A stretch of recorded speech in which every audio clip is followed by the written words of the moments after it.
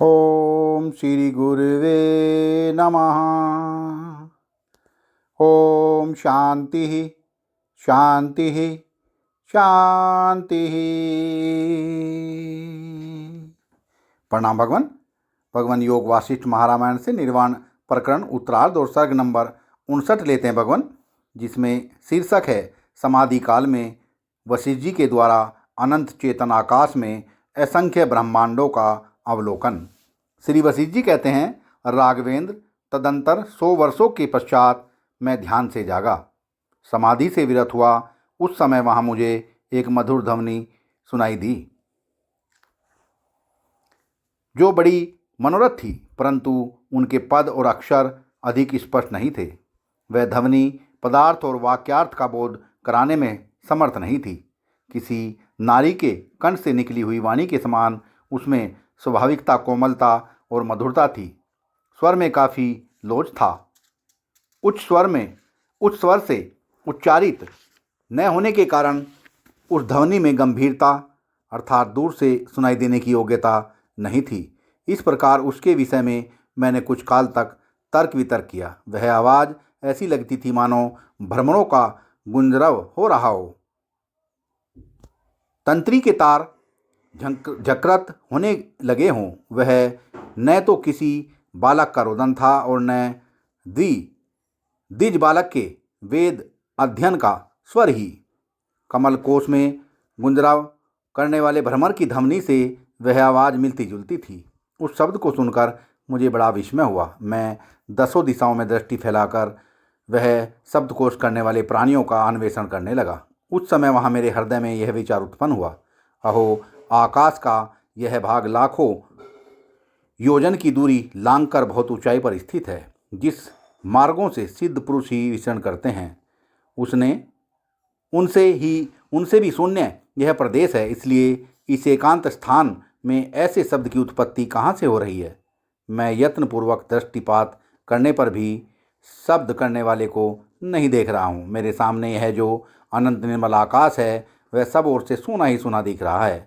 प्रयत्नपूर्वक देखने पर भी यहाँ मुझे कोई प्राणी नहीं दिखता है। अच्छा, तो मैं अपने इस देह आकाश को ध्यान के द्वारा यहीं ज्यों का त्यों स्थापित करके चेतन आकाश स्वरूप होकर अव्याकृत आकाश के साथ उसी तरह एक हो जाता हूँ जैसे जल बिंदु साधारण जल के साथ मिलकर एक रूप बन जाता है। यूँ सोचकर मैं इस शरीर का त्याग करने के लिए पद्मासन से बैठ गया और समाधि लगाने के लिए मैंने पुनः अपनी आंखें बंद कर ली। तदंतर इंद्रिय संबंधी बाह्य विषयों का तथा आंतरिक विषयों का भी स्पर्श त्याग कर मैं एकमात्र संकल्प रूप चित्त आकाश बन गया।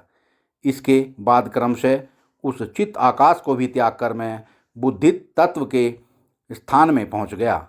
फिर उसे भी छोड़कर चेतन आकाश में अपने वास्तविक स्वरूप में पहुंच गया।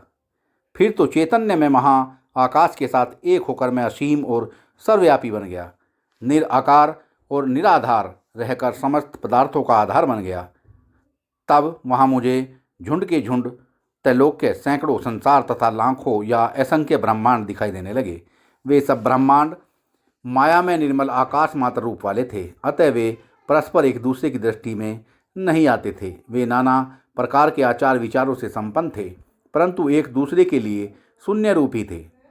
परम चेतन आकाश के कोश में स्थित हुए वे सब लोग शून्यतारूप ही थे, सत्य नहीं थे। कब से उनकी सृष्टि हुई थी यह किसी को ज्ञात नहीं था। वे सब के सब अज्ञान रूप दोष से युक्त चिन्मय परमात्मा में अनादिकाल से ही कल्पित थे।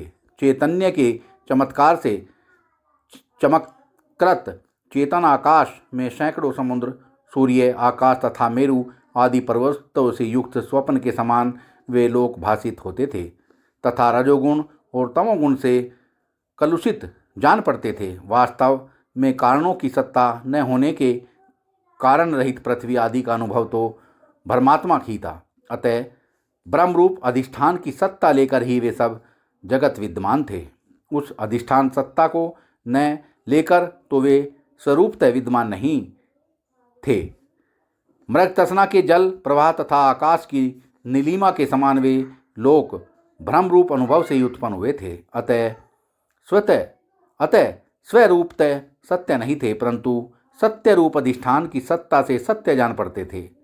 पर ब्रह्म रूपी गूलर के वृक्ष में भोग आदि विचित्र रसों से परिपूर्ण ब्रह्मांड रूपी फल लगे थे, जो हवा के झोंकों से झूम रहे थे। देवता, असुर और मनुष्य आदि प्राणी उन फलों के भीतर जंतुओं के समान प्रतीत होते थे। तुम, मैं और यह आदि अभिमानपूर्ण बुद्धि के बल से अत्यंत दृढ़ बनाए गए वे सब लोग गीली मिट्टी द्वारा बने हुए उन खिलौनों के समान जान पड़ते थे, जो सूर्य की किरणों से सूखकर कड़े हो गए हों। वास्तव में जगत परमार्थ चैतन्य रूप ही थे, तथापि उनसे भिन्न के समान प्रतीत होते थे। अप्राप्त होकर भी प्राप्त से जान पड़ते थे तथा सदा असत होकर भी सद्रूप ही भाषित होते थे। परमात्मा रूपी सूर्य के तेज के भीतर वे केवल आभास रूप थे और वायु के स्पंदन की भांति स्वतः उत्पन्न हुए थे। श्री राम, उस समाधि काल में मैंने अनंत चेतन आकाश के भीतर अकारण ही उत्पन्न एवं विनष्ट होने वाले बहुत से लोक देखे, जो तिमिर रोग अर्थात रतौंधी से युक्त आँखों वाले पुरुष के समान देखे गए भ्रम मात्र ही सिद्ध होते थे। सत्संग को विराम देते हैं भगवान। प्रणाम भगवान।